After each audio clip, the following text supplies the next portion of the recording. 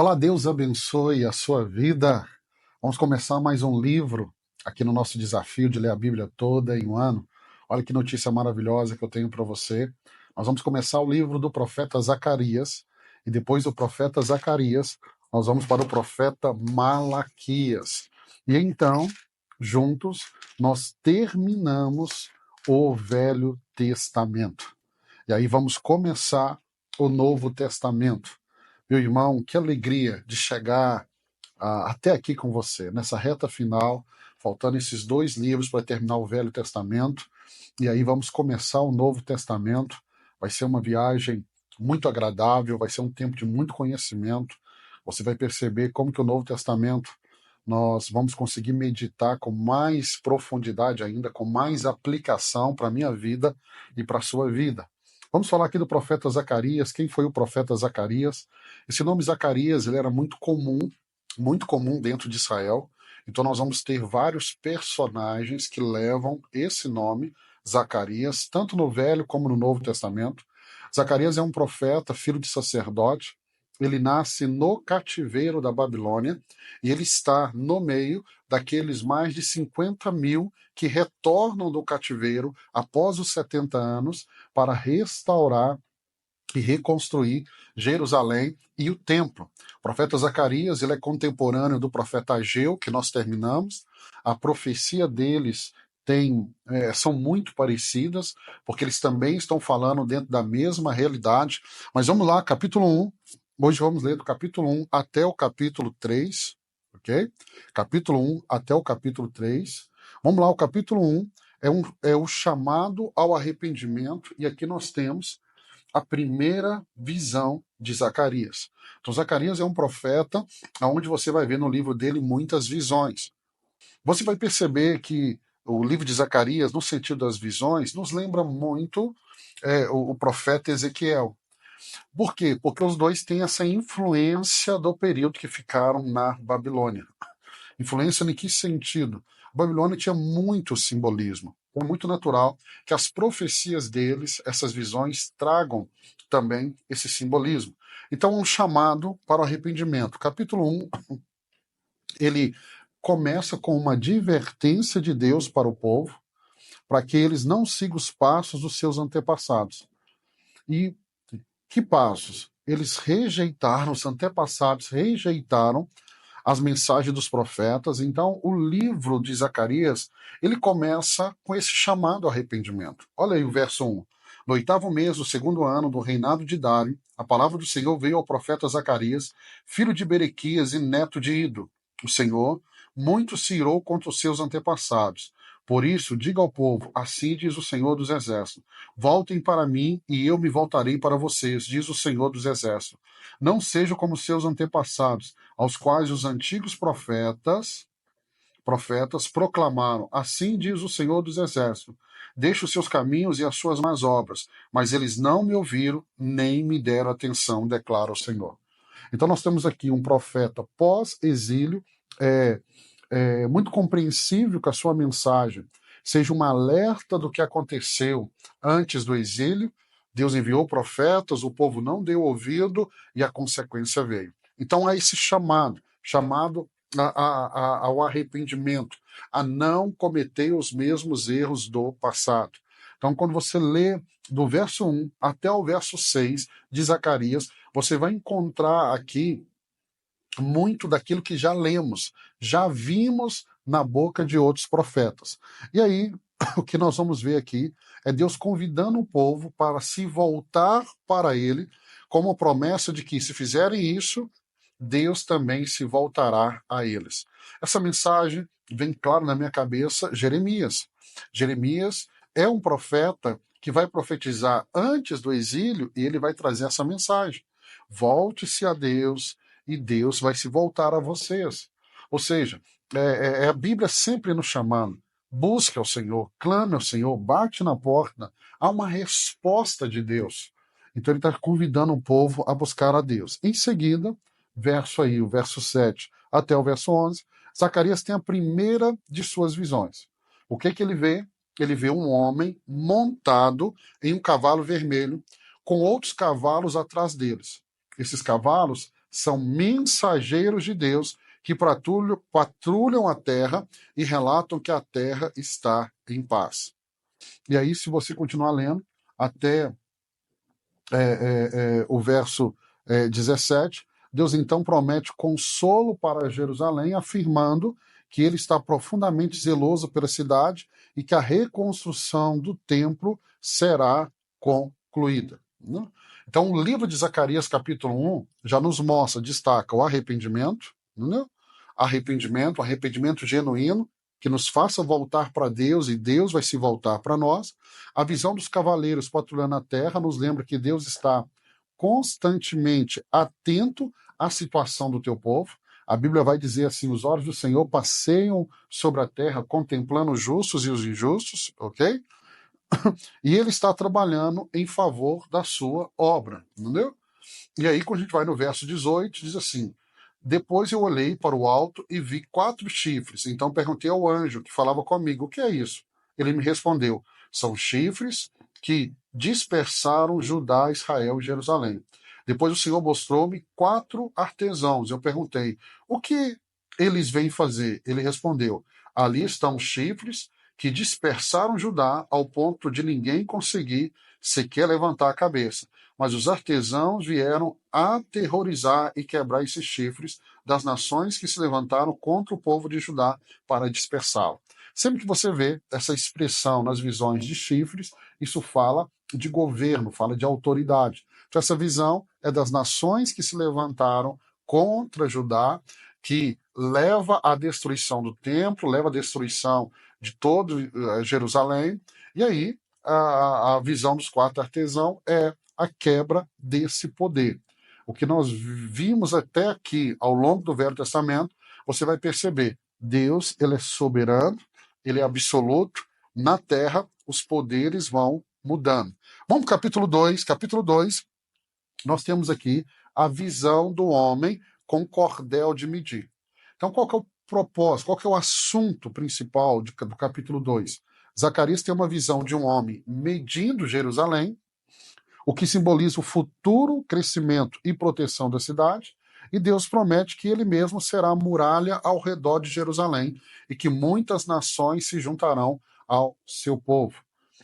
O mês passado eu tive a oportunidade de levar uma caravana para Israel, ler o capítulo 2 aqui de Zacarias e estar lá em Jerusalém é você perceber que essa profecia se cumpriu.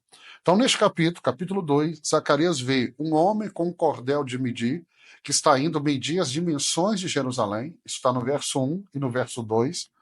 Um anjo explica que Jerusalém será habitada sem muros, pois será grandemente expandida. Quando você vai em Jerusalém hoje, tem a cidade velha, e aí tem os muros, tem a cidade velha dentro, muito interessante caminhar lá. Você um dia vai poder fazer essa visita, quem sabe comigo. E você tem a cidade, que cresceu absurdamente fora dos muros.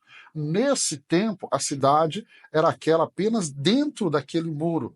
Né? Você percorre numa caminhada, você consegue percorrer, nós andamos lá dentro. Então, aqui há uma profecia, olha, a cidade vai crescer além dos muros. Gente, naquela realidade, naquele tempo, isso era inconcebível de ser pensado, né? Mas agora Deus está dizendo, ó, isso vai acontecer. E aí o anjo explica que a cidade vai crescer grandemente e que ela será uma muralha de fogo ao redor da cidade, protegendo. Então aqui nós temos verso 4 e 5, vamos ler o verso 4? Eu gosto muito dessa parte. Ele disse: corra e diga àquele jovem, Jerusalém será habitada como uma cidade sem muros, por causa dos seus muitos habitantes e rebanhos. E eu mesmo serei para ele um muro de fogo ao seu redor, declara o Senhor, e dentro dela serei a sua glória. E aí, o verso 6 ao 7, em seguida Deus chama seu povo exilado para voltar a Jerusalém. Nós já tivemos o retorno, nem todos voltaram, um grupo permanece ainda na Babilônia, e Deus está chamando todo o seu povo para retornar. E aí ele declara que muitas nações se juntarão ao Senhor naquele dia. Verso 2, verso 11 do capítulo 2. E aí tem uma promessa de inclusão dos gentios no plano de Deus. Isso é muito bonito. O capítulo termina com uma proclamação de que Deus habitará no meio do seu povo e sua presença trará paz e segurança. Então, até o verso 13. E aí, o verso 13, aquietem-se todos perante o Senhor, porque ele se levantou da sua santa habitação. Essa visão de restauração de Jerusalém, ela é muito bonita. Olha o verso 5, para mim é o versículo-chave do capítulo 2, verso 5. Porque eu, diz o Senhor, serei para ele um muro de fogo em redor, e eu mesmo serei no meio dela a sua glória. Ok? Zacarias 2, então, vai apontar para a realidade de que a verdadeira segurança de Jerusalém e o povo de Deus não viria das muralhas físicas, até porque essas muralhas vão ser destruídas mais à frente, mas da própria presença de Deus. E na vida cristã, eu e você precisamos entender, a nossa segurança não está no dinheiro, não está no condomínio, não está no carro, não está. A nossa proteção, ela está no Senhor. Né? E aí, temos essa visão também do futuro, em que nações gentias se juntarão ao povo de Deus, apontando para a obra de Cristo, porque essa união entre judeus e gentios é em Cristo Jesus, né? E aí a promessa que Deus vai habitar no meio do seu povo e trazer justiça. Vamos para o capítulo 3 de Zacarias, né? O que nós temos? A visão de Josué, o sumo sacerdote. Pastor, esse Josué é o mesmo citado no livro de Ageu, que nós lemos ontem? Sim, é o mesmo. Zacarias e Ageu profetizam no mesmo período. O assunto principal do capítulo 3, Zacarias tem uma visão de Josué, o sumo sacerdote, sendo acusado por Satanás. E aí Deus vai intervir, purifica Josué e suas vestes, né? Dá a ele roupas limpas, simbolizando a purificação de Israel. Olhar para o capítulo 3 é entender que eu preciso interpretá-lo também olhando para a obra de Cristo na minha vida e na sua vida. Então, Zacarias, no capítulo 3, vai ver Josué, o sumo sacerdote, em pé, diante do anjo do Senhor, enquanto Satanás o acusa. Olha o verso 1. Depois disso, ele me mostrou o sumo sacerdote Josué diante do anjo do Senhor e Satanás à sua direita para acusá-lo. Pastor, Satanás na Bíblia só acusa Josué? Não. A Bíblia fala que ele é acusador. Ele vai tentar acusar você, acusar a mim. Muitas pessoas não entendem como que Satanás faz isso. Eu gosto de explicar de uma maneira simples. Muitas vezes, essa acusação de Satanás, ela vem na primeira pessoa. Nós podemos achar que é coisa da nossa cabeça. Não, mas é Satanás nos acusando. Pastor, como é que eu venço isso? Com a palavra de Deus, com a verdade. Conhecendo a obra de Cristo. Por quê? Porque ele vem acusar Josué, que é o sumo sacerdote, e o que nós vamos ter, verso 2, é o Senhor repreendendo Satanás, e declara que Josué é um tição tirado do fogo. Isso simbolizando o povo de Israel que foi salvo do exílio. Então, essa expressão é muito, muito bonita quando você olha para a realidade da nação, que foi completamente destruída, levada para o cativeiro, e Deus está trazendo de volta para restaurar a nação e todo o seu povo. E aí Deus manda que as vestes sujas de Josué sejam removidas e lhe dá vestes limpas, simbolizando o quê? O perdão e a purificação. Vestes sujas, na Bíblia, vai ser essa referência de vestes contaminadas pelo pecado. E aí, o verso 4 e 5 traz essa ideia de purificação.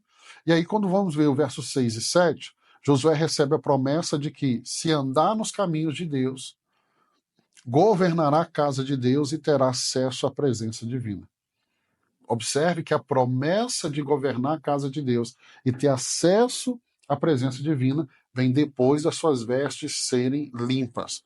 Ou seja, o arrependimento, a confissão, o abandono do pecado, ele vem primeiro. Ele vem primeiro. E aí a visão vai terminar e ela combina com a referência ao renovo. Essa expressão, renovo, nós já vimos essa expressão no livro de Isaías, né? Esse renovo é o servo de Deus que removerá o pecado da terra em um só dia. Verso 8 e 9, não posso deixar de ler com você, verso 8. Ouça bem, sumo sacerdote Josué e seus companheiros sentados diante de você. Homens que simbolizam coisas que virão. Trarei o meu servo, o renovo. Vejam a pedra que coloquei na frente de Josué. ela tem 7 pares de olhos, e eu gravarei nela uma inscrição, declara o Senhor dos Exércitos, e removerei o pecado dessa terra no único dia. Então, essa é uma referência de Jesus Cristo. A pedra angular, a pedra que foi rejeitada, como disse Paulo, a pedra que seguia Israel durante o deserto, como vemos Paulo falando, essa pedra que é Cristo. Em um dia só, no ato da cruz, quando Jesus declara está consumado, tetelestai, o preço foi pago, o pecado foi removido. Então é isso que eu e você precisamos entender. Eu gosto muito do profeta Zacarias, principalmente quando chegamos no capítulo 3, porque aponta de uma forma tão linda para a obra de Cristo na minha vida e na sua vida. Então eu termino a leitura de hoje dizendo algo para você. Não permita que Satanás te acuse. Lembre-se, Jesus levou sobre si os meus pecados, os seus pecados, os nossos pecados, as nossas falhas. Em Cristo, as nossas vestes são limpas. Em Cristo, a nossa vida é purificada. Que Deus abençoe sua vida. Terminamos os 3 primeiros capítulos de Zacarias. Amanhã, se Deus permitir, nós avançamos para mais 3 capítulos. Deus te abençoe.